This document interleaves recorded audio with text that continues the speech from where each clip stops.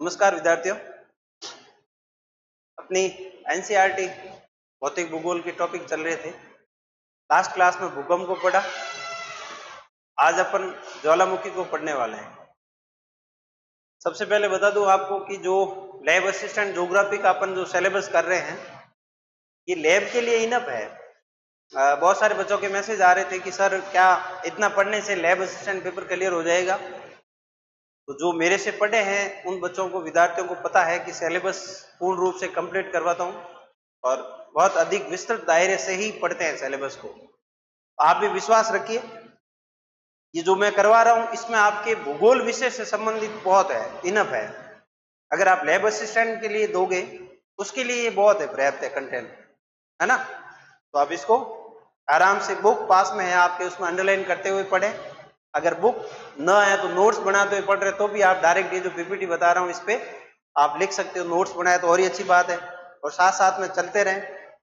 विज्ञप्ति बहुत जल्दी आने वाली है और क्लासें अब कोशिश रहेगी कि रेगुलर रखेंगे आज से, है ना। कोशिश करेंगे, मानवीय शरीर है, कभी कभार कुछ हो भी जाए पता नहीं चलता। बाकी कोशिश रहेगी मेरी, रोज अब एक क्लास आएगी आपकी, ठीक है। तो आज अपन स्टार्ट करने ज्वालामुखी। सबसे पहले ज्वालामुखी के बारे में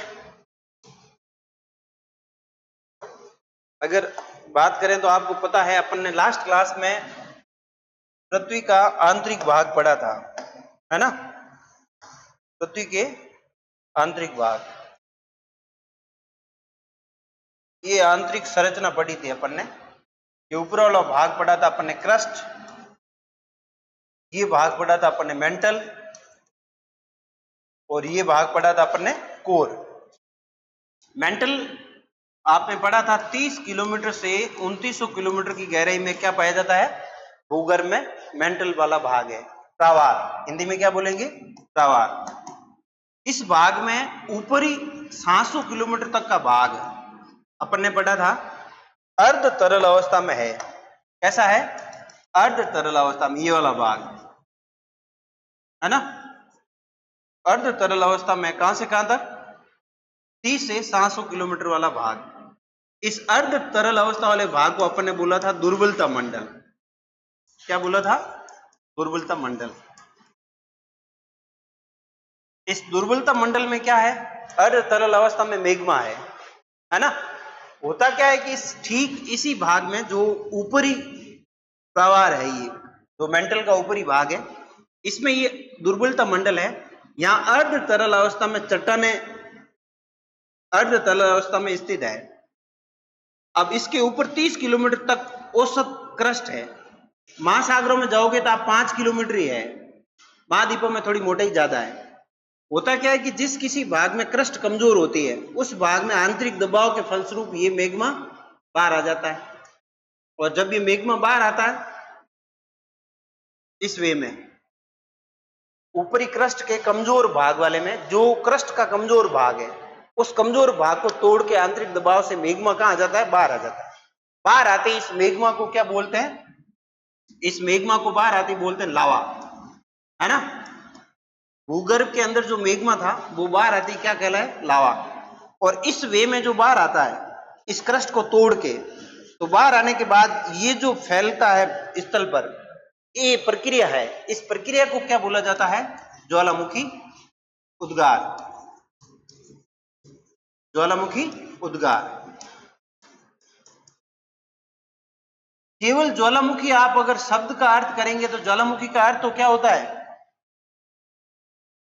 जिसके मुख से ज्वाला निकले। मान लो ये केवल ज्वालामुखी कहलाएगा, जिसके मुख से क्या निकली है, ज्वाला निकली है। लेकिन ये पूरा प्रक्रिया है, ये ज्वालामुखी प्रक्रिया है, इसे ज्वालामुखी उद्गार कह सकते हो। एक बार फिर बताता हूं, क्रस्ट मेंटल, ऊपरी मेंटल में अपन ने पढ़ा था दुर्बलता मंडल है। दुर्बलता मंडल में अर्ध तरल अवस्था में चट्टानें पाई जाती है। अर्ध तरल अवस्था के ऊपर क्रस्ट है। इस क्रस्ट का वह भाग जो कमजोर है, उस कमजोर भाग को आंतरिक दबाव के फलस्वरूप ये मैग्मा क्या करता है, तोड़ के बाहर आ जाता है। जब ये बाहर आता है तो ये प्रक्रिया पूरी क्या कहलाती है, ज्वालामुखी प्रक्रिया, है ना। और जब मैग्मा अंदर था तब तक तो उसे कहते हैं मैग्मा, और बाहर आती क्या कहलाता है, लावा।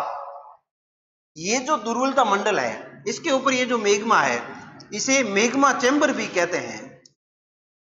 इसे क्या बोला जाता है? मैग्मा चैम्बर भी बोला जाता है। तो आपको पता लग गया होगा, ऊपरी मेंटल के अंदर, है ना, ऊपरी प्रावार के अंदर अर्ध तरल अवस्था में जो मैग्मा पाया जाता है, वो क्रस्ट को तोड़ के बाहर आता है। इस प्रक्रिया को ज्वालामुखी कहा जाता है। इस प्रक्रिया को क्या कहा जाता है? ज्वालामुखी। और अंदर था तब तक मैग्मा था, बाहर आते क्या बन गया? लावा। अब आप कह सकते हैं ज्वालामुखी का उद्गार कहां से होता है? दुर्बलता मंडल से। ज्वालामुखी का उद्गार कहां से होता है? दुर्बलता मंडल से। ज्वालामुखी में क्या क्या पाया जाता है, क्या क्या निकलता है बाहर? तो विभिन्न प्रकार की गैसें। क्या क्या निकलता है? विभिन्न प्रकार की गैसें। उसके अलावा धूलीय कण, है ना, गैसें, धूलीय कण, लावा, गैसें, धूलीय कण, लावा, है ना। गैसों में जलवाष्प सर्वाधिक रहता है, लगभग 70 से 90% तक जलवाष्प होता है। तो ये सारा प्रोसेस आज अपन पढ़ने वाले हैं, इसके प्रकार और इसके फिर बनने वाले स्थल स्वरूप। तो सबसे पहले ज्वालामुखी व ज्वालामुखी निर्मित स्थल स्वरूप। ज्वालामुखी के बारे में अपन देखते हैं। वह स्थान जहां से गैसें, राख और तरल चट्टानी पदार्थ अर्थात लावा बाहर निकलते हैं, उसे ज्वालामुखी कहा जाता है, या वो ज्वालामुखी कहलाता है। सबसे पहले ज्वालामुखी की प्रक्रिया या ज्वालामुखी प्रक्रिया का अर्थ समझ सकते हो। वह स्थान जहां से गैसें, राख, तरल चट्टानी पदार्थ, लावा बाहर निकलता है, वह ज्वालामुखी कहलाता है, पहली बात। उसके बाद यह तरल चट्टानी पदार्थ दुर्बलता मंडल से बाहर निकलते हैं। अभी मैंने बताया ये तरल चट्टानी पदार्थ कहां से बाहर आता है? दुर्बलता मंडल से, ठीक है। उसके बाद मैग्मा, जब तक तरल चट्टानी पदार्थ भूपटल के नीचे रहता है, भूगर्भ के अंदर रहता है, तब तक वो क्या कहलाता है? मैग्मा कहलाता है। और जो ही क्रस्ट को तोड़ के बाहर आता है, तो वही मैग्मा क्या कहलाता है? लावा कहलाता है।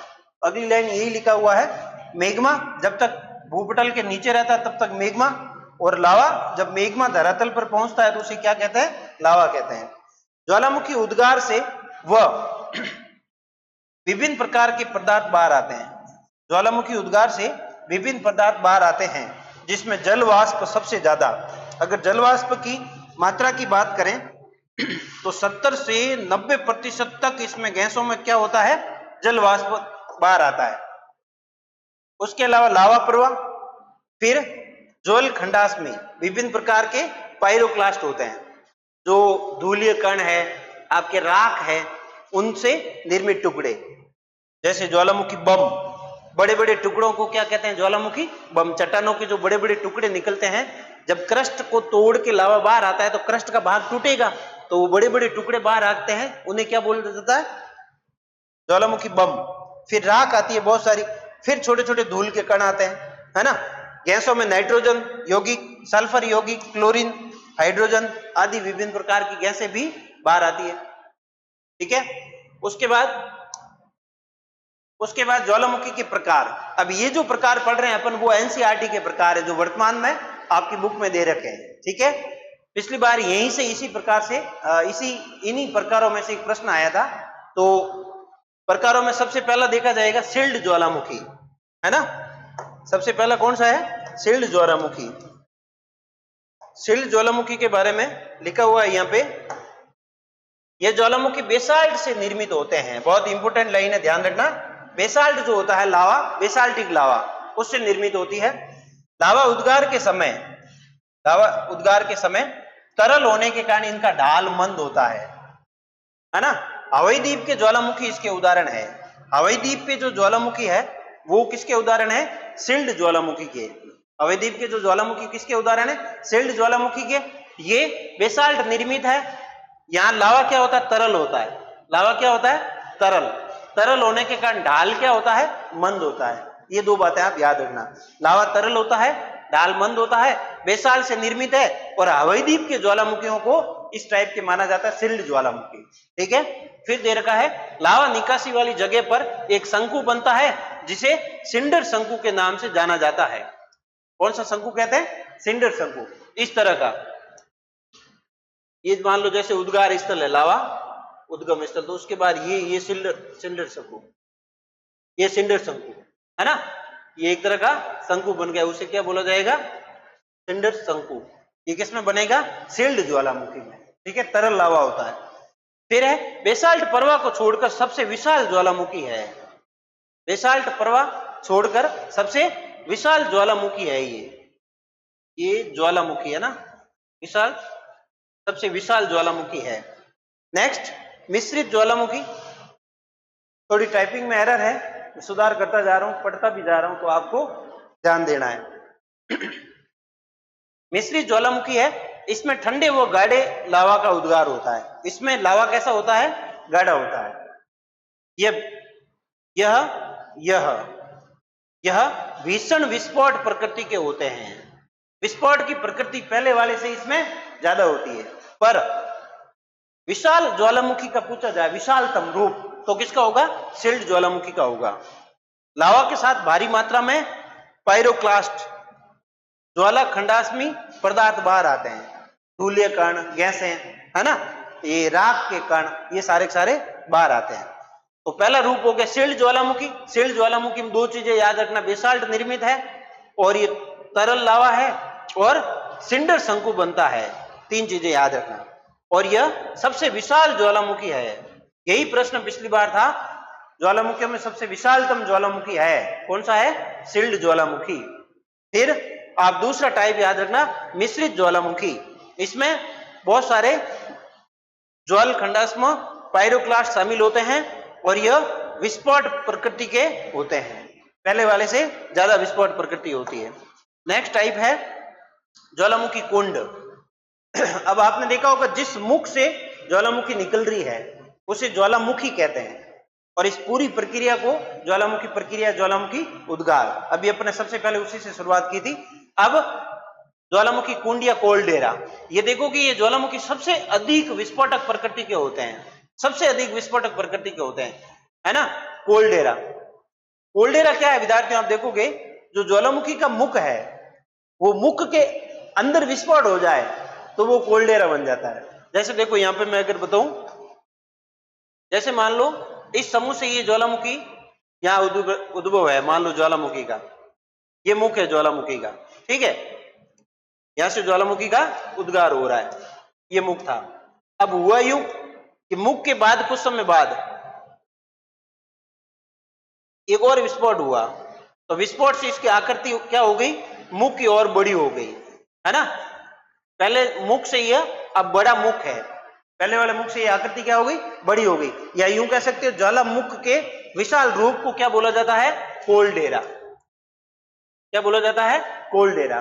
फिर कोल्डेरा के अंदर और विस्फोट हो जाए तो और आकृति बड़ी हो जाएगी, तो उसे बोला जाएगा घोंसलादार कोल्डेरा, ठीक है। तो अब आपको यही ध्यान रखना, मुख के विशालतम रूप को क्या कहते हैं? कोल्डेरा, ठीक है। फिर वापस देखना इधर, ज्वालामुखी कुंड या कोल्डेरा। कोल्डेरा मुख के विशालतम स्वरूप को कोल्डेरा कहते हैं। भीषण विस्फोट से स्वयं नीचे धंस जाता है, जिसके एक गर्तनुमा आकृति बन जाती है, जिसे क्या बोला जाता है? कोल्डेरा। ये र है, आप ध्यान रखना, मैंने वही बताया, मुख के अंदर विस्फोट होने से आकृति बड़ी हो जाती है या वो अंदर धंस जाती है, उसे कोल्डेरा कहा जाता है ना, कोल्डेरा कहते हैं। नेक्स्ट है बेसाल्ट प्रवाह। इन ज्वालामुखी से अत्यधिक तरल लावा बाहर आता है जो दूर तक फैल जाता है। जैसे उदाहरण दे रखा है ना, उदाहरण दे रखा है भारत का दक्कन ट्रैप, बेसाल्ट प्रवाह का सबसे अच्छा उदाहरण है भारत का दक्कन ट्रैप। जो प्रायद्वीपीय भारत है उसमें ट्रैप सीढ़ी नुमा जो आकृति है प्रायद्वीपीय भारत की, वो आपको पता होगा ये दरारी लावा के उद्गार से बना था और बेसाल्ट प्रवाह था, है ना। दरारी लावा क्या है अभी आगे देखेंगे अपन। उसके बाद मध्य महासागरीय कटक, इसका उद्गार महासागरों में होता है।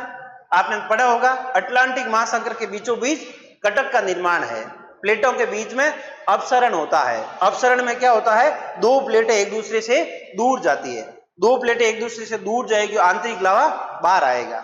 जब महासागरों में आंतरिक लावा बाहर आता है तो वहां पे कटक का निर्माण होता है, और यही यहाँ पे लिखा हुआ है, महासागरों के अंदर जब ज्वालामुखी का उद्गार होता है तो लावा फैल के जिस जगह पे लावा फैलता है उस वहां पर कटक का निर्माण होता है। और महासागरों में 70,000 किलोमीटर से भी अधिक लंबी एक श्रृंखला है जो रचनात्मक प्लेट किनारों, है ना, पर पाई जाती है। रचनात्मक प्लेट किनारे, ठीक है। अब रचनात्मक क्या है, विनाशात्मक क्या है, आगे बढ़ेंगे। रचनात्मक प्लेट किनारा या अपसारी सीमा, जिसमें प्लेटें एक दूसरे से दूर जाती है, आंतरिक लावा बाहर आता है और नई रचना का निर्माण होता है, ठीक है। तो ये आपके 5 टाइप हो गए। नेक्स्ट देखना आप, नेक्स्ट दे रखा है ज्वालामुखी के प्रकार, ठीक है। ज्वालामुखी, ज्वालामुखी के प्रकार नहीं है, प्रकार तो अपन ने पहले पढ़ लिए। अब है ज्वालामुखी से बनने वाली इस्लाकृतियां। इस्लाकृतियों के लिए मैं सबसे पहले एक डायग्राम पे ले जाता हूं आपको, उसके बाद अपन देखेंगे। देखें, भूगर्भ के अंदर लावा बाहर आता है, भूगर्भ के अंदर लावा बाहर आता है, बाहर आता है, और कुछ लावा भूगर्भ के अंदर भी फैलता है। ऐसा था नहीं कि अंदर प्रेशर लगा और सारा का सारा लावा क्रस्ट को तोड़ के बाहर आ गया, ऐसा नहीं होता है। तो कैसा होता है, लावा, कुछ लावा बाहर आता है, कुछ लावा आंतरिक भागों में भी फैल जाता है।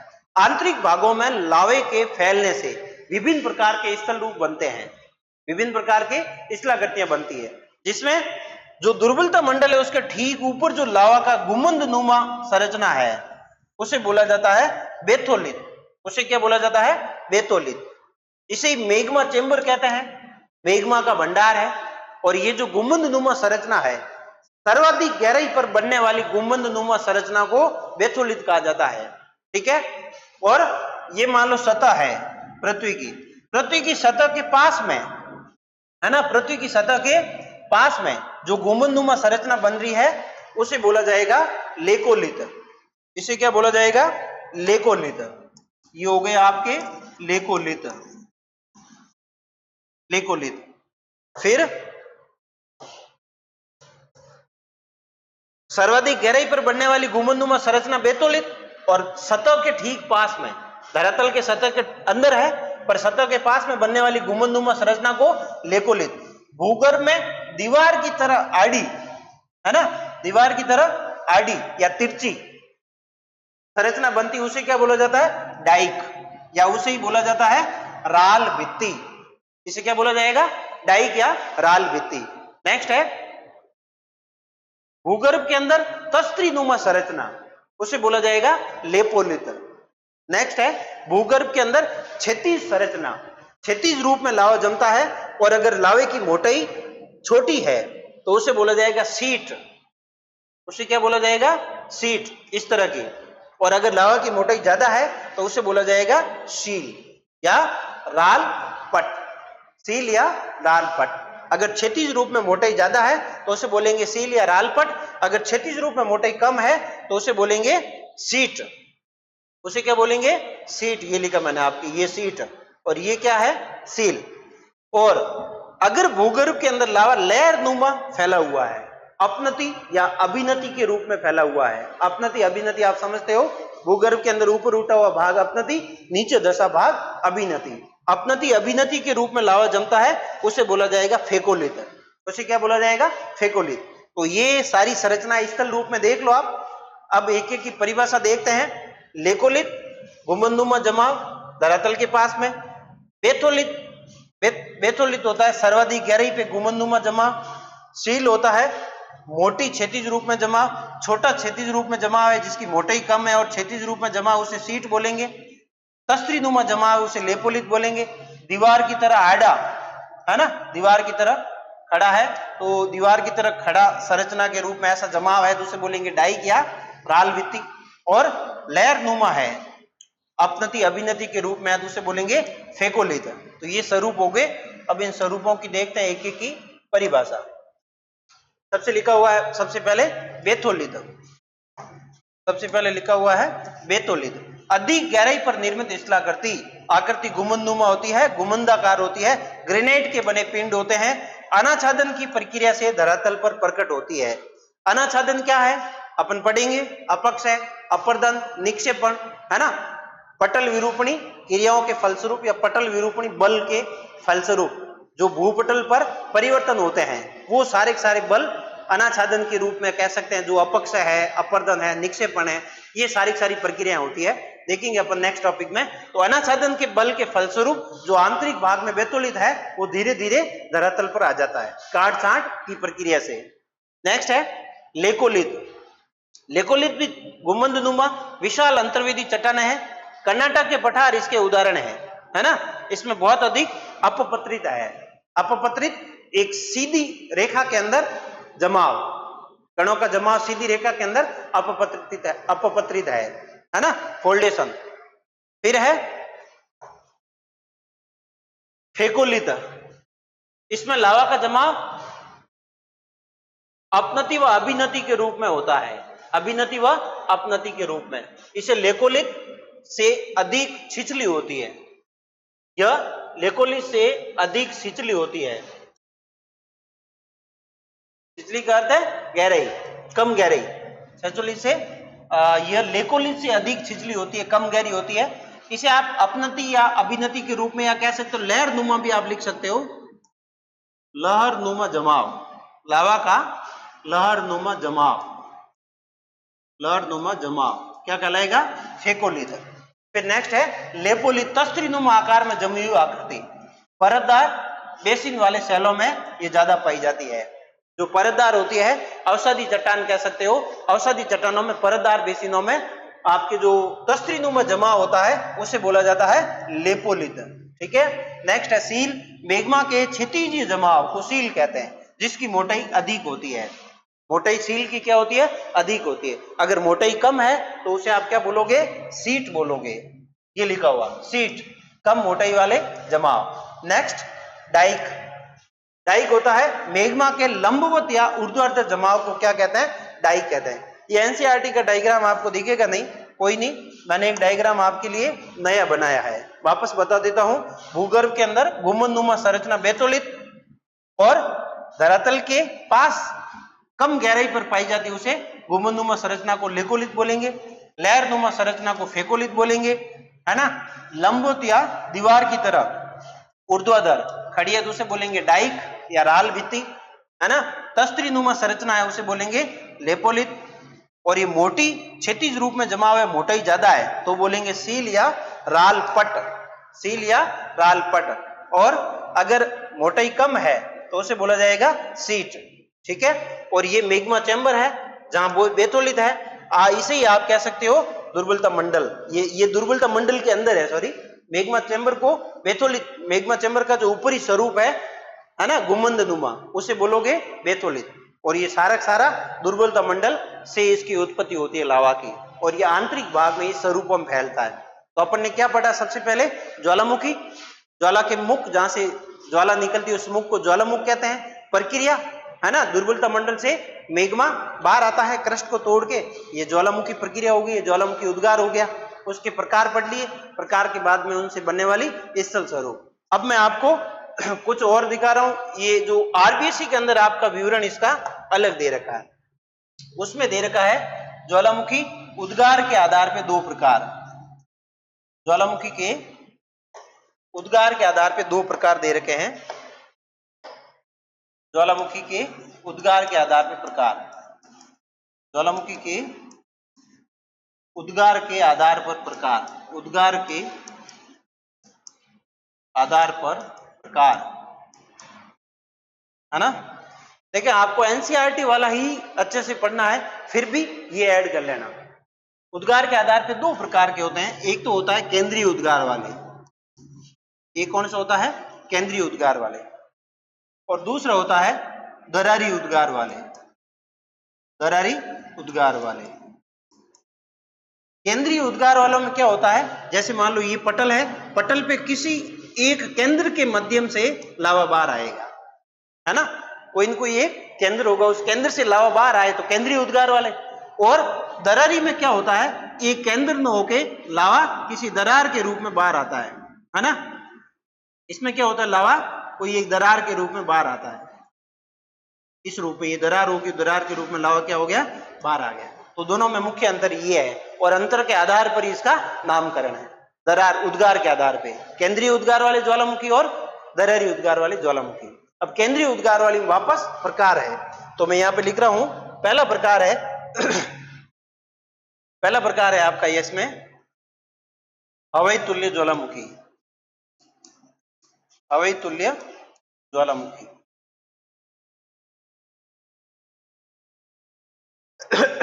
दूसरा है स्ट्रोम्बोली, स्ट्रोम्बोली। तीसरा है हवाई तुल्य स्ट्रोम्बोली वोल्केनो। तीसरा है वोल्केनो, हवाई तुल्य स्ट्रोम्बोली वोल्केनो। और चौथा है हवाई तुल्य स्ट्रोम्बोली वोल्केनो स्विस और पिलियन, पिलियन, पिलियन। ये चार टाइप दे रखे हैं। देखो, हवाई तुल्य ज्वालामुखी है वो हवाई द्वीप पे स्थित ज्वालामुखियों के जैसी है, हवाई द्वीप पर स्थित है ना। जैसे मोनाको है, मोनाको ज्वालामुखी हवाई तुल्य में मोनाको हवाई तुल्य ज्वालामुखी। ये क्या है कि हवाई द्वीप पर जैसे ज्वालामुखी है ना, उसके टाइप का ये प्रकार है।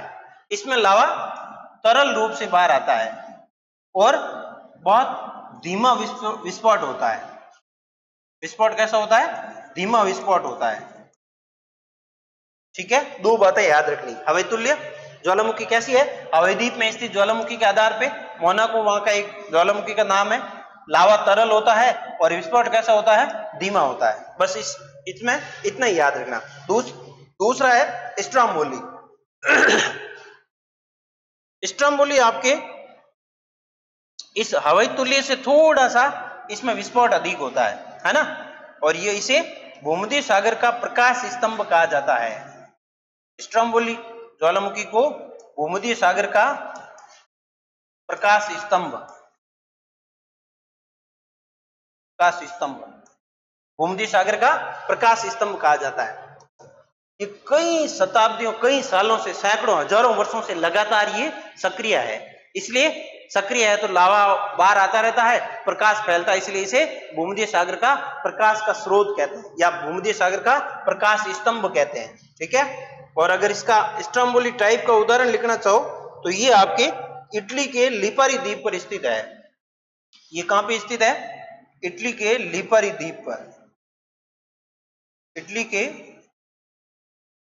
लिपारी द्वीप पर स्थित ज्वालामुखी के नाम पे इसका नाम पड़ा है। ठीक है, इटली के लिपारी द्वीप पर स्थित ज्वालामुखी के नाम पे इसका नामकरण किया गया है स्ट्रोम्बोली। स्ट्रोम्बोली ज्वालामुखी को भूमध्य सागर का प्रकाश स्तंभ कहा जाता है ना। सक्रिय ज्वालामुखी है, हर समय इसके अंदर से लावा मैग्मा बाहर निकलता रहता है, इसलिए प्रकाश फैलता रहता है, इसलिए इसे प्रकाश स्तंभ कहा गया। फिर नेक्स्ट है वोल्केनो। ये जो वोल्केनो तुल्य ज्वालामुखी है ये आपके नाम लिया गया है, ये भी इटली के लिपारी द्वीप से, इटली के लिपारी द्वीप पर स्थित ज्वालामुखी के नाम से किया गया। और इसमें इस स्ट्रोम्बोली से थोड़ा अधिक विस्फोट होता है। ठीक है। और फिर आता है आपका पिलियन प्रकार की ज्वालामुखी। फिर कौन सा आता है? पिलियन प्रकार की। इसमें सबसे अधिक विस्फोट होता है। आप लिख सकते हो भयंकर विस्फोट। इसमें विस्फोट कैसा है? भयंकर विस्फोट। भयंकर विस्फोट के साथ में इसका उद्गार होता है। और ये आपके जो वेस्ट इंडीज है, वेस्ट इंडीज के मार्टिनिका द्वीप के आधार पे इसका नामकरण हुआ है। वेस्ट इंडीज के मार्टिनिका द्वीप,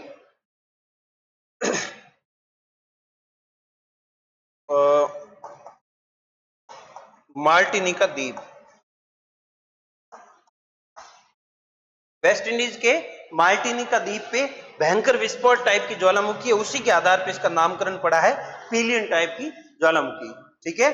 तो ये चार प्रकार आपको याद रखने हैं केंद्रीय उद्गार के आधार पर। वापस बता रहा हूं, हवाई तुल्य सबसे कम विस्फोट, धीमा विस्फोट होता है। स्ट्रोम्बोली इससे अधिक विस्फोट होता है। स्ट्रोम्बोली के लिए एक बात याद रखना, इसे भूमध्य सागर का प्रकाश स्तंभ भी कहा जाता है।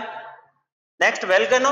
वोल्केनो इटली के लिपारी द्वीप के आधार पर इसका नामकरण है और ये तीसरे नंबर का विस्फोट होता है, अर्थात इस भयंकर विस्फोट से थोड़ा सा कम विस्फोट होता है। फिर आपसे पूछा जाए सबसे अधिक भयंकर विस्फोट किसमें होता है, पिलियन तरह की ज्वालामुखी, और इस तरह की ज्वालामुखी वेस्ट इंडीज के मार्टिनिका द्वीप पे ज्वालामुखी पाई जाती है, उसके आधार पे इसका नामकरण है।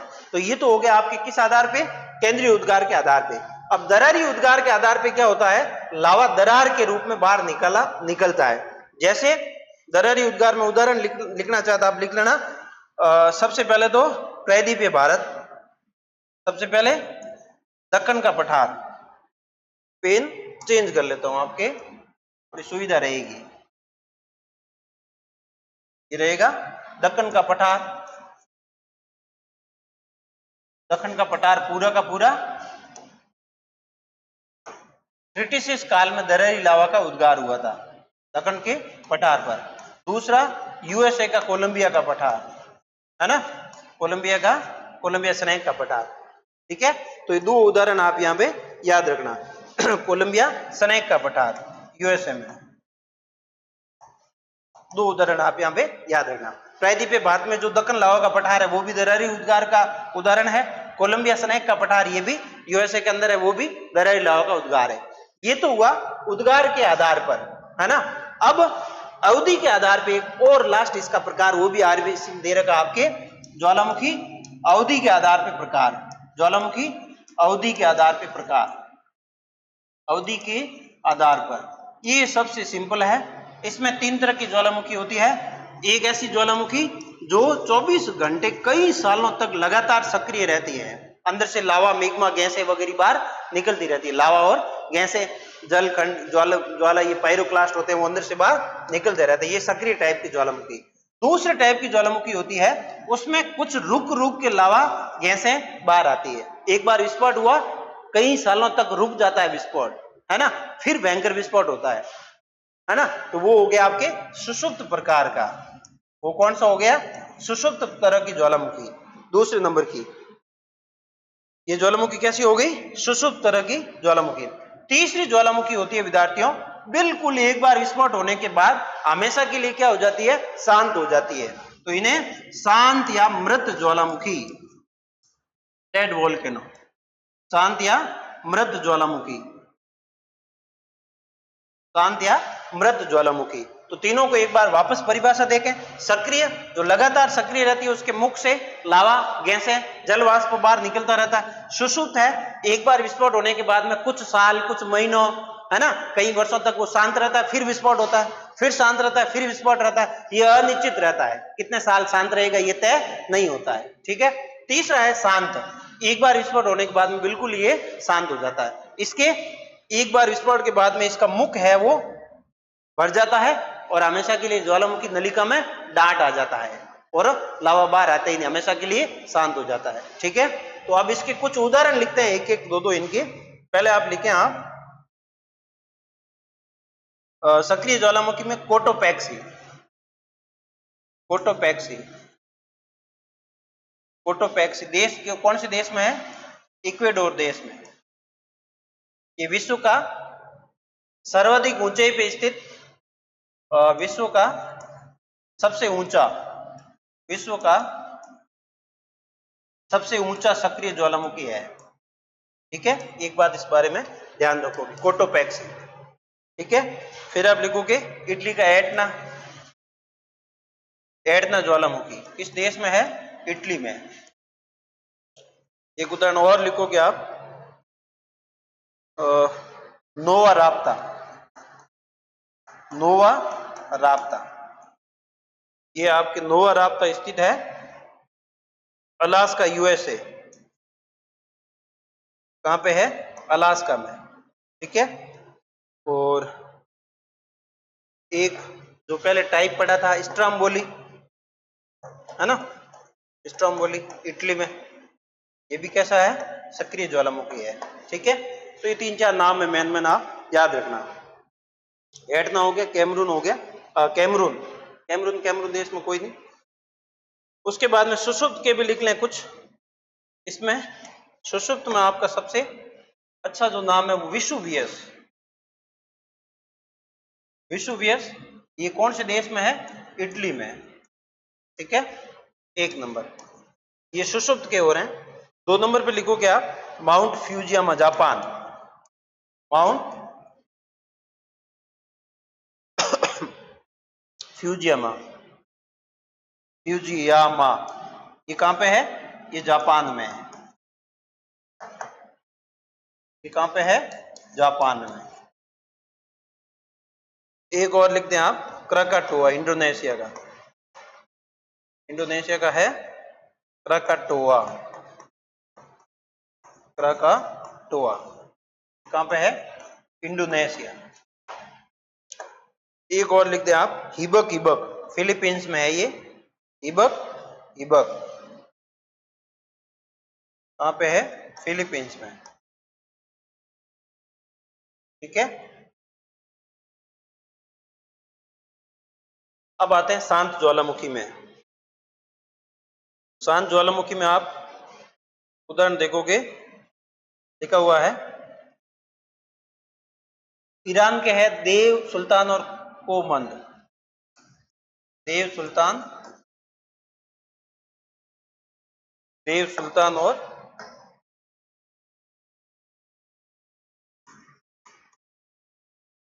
कोमंद।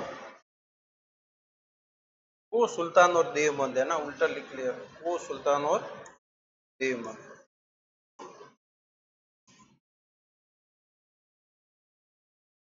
वो सुल्तान और देवमंद ये कहां पे है? ईरान में। और एक आप लिख दो किलिमंजारो। किलिमंजारो है ना, किलिमंजारो अफ्रीका। अफ्रीका की सबसे ऊंची चोटी भी है। वो सुल्तान, दूसरा देवमंद, दोनों ईरान में। किलिमंजारो अफ्रीका, तंजानिया, और तंजानिया की सीमा पे स्थित है। और एक लिख देना माउंट पोपा, इसी में 4 नंबर डाल रहा हूं, माउंट पोपा। माउंट पोपा है आपके म्यांमार की। ठीक है। सक्रिय हो गई, सुषुप्त हो गया और शांत हो गया। ठीक है। तो इसमें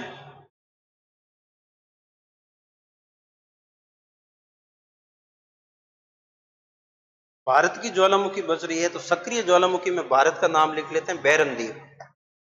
यहाँ 5 नंबर डाल के लिखना हूं, भारत की बैरनदीप। ये कैसी है? सक्रिय ज्वालामुखी। और सुषुप्त भी है भारत में एक, यहाँ लिख लेता हूं 5 नंबर डाल के। यहाँ 5 नंबर डाल के सुषुप्त में कौन सी है? नारकोडम। कौन सी है? नारकोडम, है ना, अंडमान निकोबार के पूर्व में।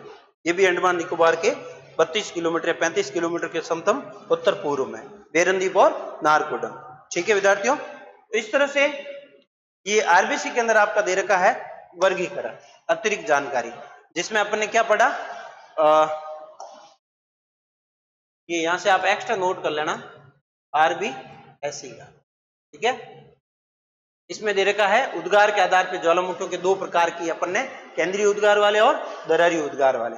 केंद्रीय उद्गार में 4 टाइप के, हवाई तुल्य, स्ट्रोम्बोली, वोल्केनो, पिलियन। याद रखना, हवाई तुल्य हवाई द्वीप के आधार पर, ज्वालामुखियों के आधार पर नामकरण है।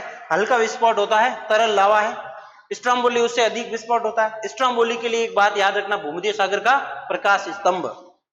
वोल्केनो है, फिर पिलियन है। पूछा जाए सबसे अधिक भयंकर विस्फोट किसमें होता है? पिलियन तरह की ज्वालामुखी में। ये क्रम से ही है, हवाई तुल्य, स्ट्रोम्बोली, वोल्केनो, पिलियन। ठीक है।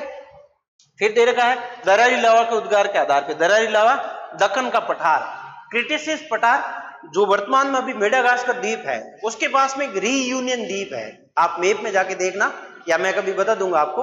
रीयूनियन द्वीप से क्रिटिसिस काल में दक्षिणी भारत में, जो वर्तमान में प्रायद्वीपीय पठार है, वहां पे दरारी लावा का उद्गार हुआ, और उसी से दक्कन ट्रैप का निर्माण हुआ, जिसे अपन दक्कन प्लेटियो कहते हैं, है ना, दक्षिण या प्रायद्वीपीय पठार। तो उसका निर्माण हुआ क्रिटिसिस काल में, दरारी उद्गार का उदाहरण है। ठीक है। फिर है कोलंबिया स्नेक का पठार, यूएसए के अंदर। ये मोटे 2 ही उदाहरण है, और भी बहुत सारे उदाहरण है, पर आपको 2 ही ध्यान रखने हैं। ठीक है। उसके अलावा अपन ने देखा ज्वालामुखी उद्गार की अवधि के आधार पर जो प्रकार है, 3 प्रकार की। सक्रिय, जो हमेशा से ही एक्टिव मोड पे रहता है। सुषुप्त है, सो जाता है, फिर जगता है, फिर सो जाता है। है ना। एक बार विस्फोट हुआ, कुछ साल तक शांत, फिर विस्फोट, ये अनिश्चित होता है। तीसरा शांत, एक बार विस्फोट होने के बाद में हमेशा के लिए क्या हो जाता है, शांत हो जाता है। इसके मैंने कुछ उदाहरण लिखे हैं, ठीक है। आप याद रखना, बेरनदीप भारत का सक्रिय ज्वालामुखी है, नारकोटम भारत का सुषुप्त ज्वालामुखी है, दोनों अंडमान निकोबार में स्थित है। शांत ज्वालामुखी में को सुल्तान, देवबंद ईरान के, माउंट पोपा म्यांमार का, किलिमंजारो अफ्रीका तंजानिया में अफ्रीका की सबसे ऊंची चोटी भी है, ठीक है। एक यहाँ ये इसका ध्यान रखना, कोटोपैक्सी जो है इक्वेडोर देश में विश्व का सबसे ऊंचा स्थित सक्रिय ज्वालामुखी है, ठीक है। ठीक है विद्यार्थियों, तो आज ये आपकी ज्वालामुखी की क्लास थी। आज इतना ही। उम्मीद करता हूं आपको ये क्लास समझ में आएगी आराम से, और जितना भी अब तक आपने पढ़ा है उसको साथ साथ में कंटिन्यू अच्छे से, जो यहाँ पे पढ़ाया जा रहा है उसको किताब से मेल मिलाप करते हुए आप अच्छे तरीके से पढ़ रहे होंगे, मुझे पूरी उम्मीद है।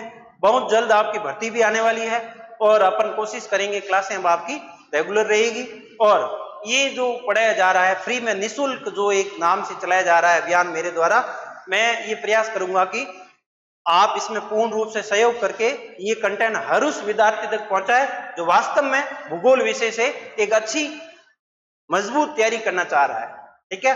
तो उसके लिए आपका सहयोग जरूरी है।